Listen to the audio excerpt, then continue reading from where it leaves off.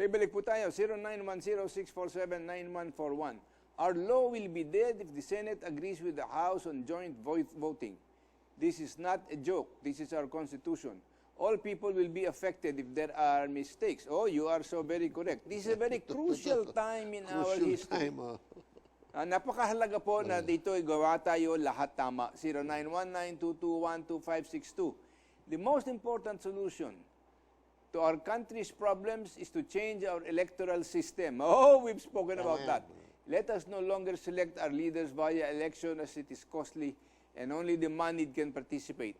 There were vote buying and selling during the many previous elections. Let us select leaders via biblical ways. Raffles. This way, the poor but qualified may participate provided he passed the screening board.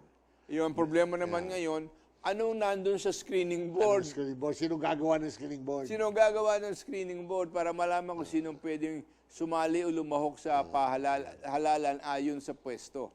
Yun po isa sa napakahirap na gawin diyan. Kanya dito, yung mga gumagawa ng mga saligang batas, maski na sa Amerika at saka dito, walang kondisyon nilagay kung sino pwede maging presidente. Walang kondisyon yan. Except yung qualification lang is natural born. Natural born, he knows how to read and write. Yun lang. Okay. So dito natin, kailangan tingnan dito, at after these 4 reforms that we are talking of, meron pa tayong isang kailangan pag-usapan na sana mabanggit sa atin ni Kuya Lito. Itong 4, after all the preconditions are made, we do the Constitution and then sa plebiscite, pero in the process, we already inculcate, nalagay na dyan sa saligang batas to be a parliamentary form of government. From presidential to parliamentary form of government. Yan ang unahin. Okay? Okay, does that require a separate, is that part of the transit, No, yes, part of the, part of the process? Part of the process pero yan. kailangan ba maaprubahan muna ng tao yung Hindi, conversion together to yan. parliamentary? No, hindi. Together na yan. Parliamentary because Parliament will be the one to take care of coming up with what they call autonomous regions to what eventually become a federal state. Okay, but does that mean biglaan pa din? Yes, hindi. May transition nga yan. Okay? Can you give an example of that? Kasi kung minsan, yung utak ko ayaw na Okay, magtrabaho. ang transition is that after the plebiscite, okay? After the plebiscite, sabihin natin 1999, ang 2019 plebiscite. After that, the next year will be the election already of parliament. Okay. Parliamentary elections na. Okay? The parliamentary election para sa amin is unicameral, hindi bicameral. Unicameral means walang isang kamara lang. Walang kongreso, walang senado. Isang parlamento. Parlamento lang. Okay? Although, I have to tell you, there are parliamentary systems that have a second house. Yes. Ang Amerika, ganun pa rin. Ang Amerika, the Senate, no? Ang Germany, meron sila. No? Ang England, merong House of Lords. House of Lords, So, mayroon din yan ganun. Pero, yung proposal ng centrist, para hindi na magasto, isa na lang. Tapos, pagsasama na lang ang Kongreso at saka Senado. Walang Kongreso, wala na yan. Isang parlamento lang. Wala na yung Kongreso, wala na yung Senado. Pantay-pantay. Pantay-pantay. Isa lang, parliamentary. Okay? And the head of parliament is the Prime Minister. And then, bubutuhan din nila from the parliament kung sino magiging of state, which is the president. Yeah. Okay. The president will... Figurehead. Hindi figurehead. Pero meron din kanyang karapatan. Meron din siya karapatan. So, he's not figurehead. He is the, yung chief siya ng kuhana. So, ang lalabas diyan is, he will be elected from among the members of parliament. Members of parliament. Okay? With 5-year term now. Ang importante nito is, the parliament immediately will enact among themselves a commission that will take charge of creation of federal states. See? Kasi kailangan magmula daw yung inisyatibong yan, kailangan magmula sa tao. Exactly. Gusto namin magporma dito ng estado ng mga siraulo. O ganun. So, ang labas niyan is that you have a basis of self-determination. So, it has to be decided by the people. Meron ba limit yan sa kung gaano kalaki, kung gaano kaliit? No, they have Merong minimum? you have, no, Walang i-specify. walang specify, but ang specification nito is there are Criteria. Criteria. Like for example that ang criteria is that they can afford to finance their own state. We call them autonomous muna. Now, they have basically the same language, the same culture. No? Language, importante yun. Eh, di dapat nagkahiwalay dito ayon sa lingwahe. Hindi naman. Yung lingwahe. Yung Ilocano, yung Bicolano, yung Ilocano Tagalog. will be tapos, what they call my contiguous area. Okay? Kailangan magkakadikit. Magkakadikit-dikit. See? So may mga criteria yan. Ang importante is that Parliament will now create a commission. Okay? To start the federalization process. But they will be passive and they will simply receive requests. Yes, it has to be. Hindi sila pwedeng mag-umpisa. Hindi, ang mag-umpisa ng tao mismo, yung mga probinsya, they will join together to become first an autonomous Oh, region. kung magkakasama-sama at magkakasundo-sundo sila. Oh, mahirap yung i-impose mo eh. Oh, hindi Na pwedeng sabihin magmula na, sa itaas. 12 states or 11 states, no. Suggestion na yan. You can come with 5 states or 5 autonomous na become 5 states to 12. Like for example, sa may mga proposals, Luzon, Visayas, Mindanao. Luzon 2, Visayas 1, Mindanao 2, Visayas and Mindanao and Bangsamoro. And Manila special autonomous region, see? As the capital. Capital. So there are permutation, but depende yan ngayon sa mga tao dyan. That's why you have the Parliament first guiding the creation of the autonomous states towards federal states. Yan kaya ay pwedeng mangyari na magkakasundo-sundo lang yung mga na-elect sa Parliament kung sino-sino magsasama at hindi magagaling sa tao. Hindi nga yun sa mga tao nga because it's the people who are going to petition yung local governments nila. Pero gagawin ba dyan eh? Idodoktorin lang yan ng mga miyembro ng parlamento. I don't think so. Hindi naman. Because this will be transparent. I like your optimism, Kuya. Yeah, we have to have the same kind of optimism. That's why buhay pa tayo because we are very optimistic, di ba? Alright, 0943-0443-153. Kahit hindi nakapag-aral ng batas, ay alam na kung ang pangkaraniwang batas nga ang aamendyahan ay separate voting ang Senado at lower house. Eh di lalo na kung konstitusyon na mas mataas sa Republic Act ang aamendyahan. Magkano kaya ang payolang natatanggap ng mga kongresista niya at ni Duterte mula sa Malaysia at MILF kung kaya bastusan at garapalan na ang pag-adapt ng Malayan Federal System dito sa Pilipinas? Hindi naman angkop sa history ng kultura ng Pilipinas ang Malaysian Federal System na yan, na nagdudulot lang ng pagkakahiwalay ng Mindanao balang araw. Wala naman nagsasabi dito about Malaysian system. We have our own system. No, but there has been some news items about that. We that should is use fake. that as a model. Ang tawag niyan fake news. Karaming models all over the country. We can use the American model, we can use the German model, we can use Malaysian model. Karaming model yan. But there is no such thing as... Hanapin natin yung sa atin. Tingnan natin, hanapin natin yung ating modelo na pwede sa Pilipinas. Ngayon. Tapos yung voting separate, ayaw na nga natin yan eh. Kaya we want a constitutional convention. No? So, hindi na yung voting separately or what. Wala na nga Congress and Senate eh. No, We but have a before the parliament. Constitution can be take effect, it has to be subject to a plebiscite. Yeah. Any change, kanya nga, so but that time, hindi pa nag-ano yan, hiwalay pa rin ang Kongreso at saka Hindi, Senado. once you have a constitutional convention, gagawa na yan ng constitution, hindi na ipipresent yung constitution sa Congress o sa Senate, ipresent na yan sa tao for plebiscite. Hindi mo na padadaanin sa Kongreso. Hindi na. Diretso na yan sa tao ngayon. So, ang tao na ang magmandar ngayon. See?